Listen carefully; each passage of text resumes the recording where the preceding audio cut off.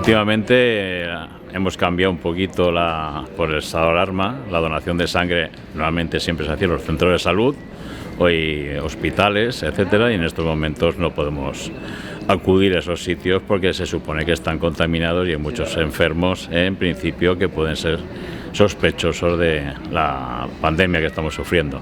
Ahora estamos yendo a institutos, estamos yendo a colegios, estamos yendo a centros sociales como teatros, auditorios, etcètera, en los diferentes pueblos de la Comunitat Valenciana. El centre de transfusions sempre té les portes obertes per als donants de sang, però així tot són necessàries campanyes com aquestes d'apropar el banc de sang a les localitats, i ahí estem els ajuntaments i Picassent és un d'ells que sempre intentem que tinguin les màximes comoditats possibles, que donar-los servei a tot el que necessiten, donar-los les màximes facilitats per a que la gent li sigui encara més còmode vindre i que puguen augmentar inclús més les donacions. Feia molt de temps que no donava, però en les circumstàncies això sempre fa falta un poc més d'ajuda. En qualsevol moment pots necessitar tu que te donen sang i no costa res, no costa res. És una cosa que podem donar sense massa esforç i pot servir a molta gent per a malalties que puguen tindre i que és necessari donar sang per un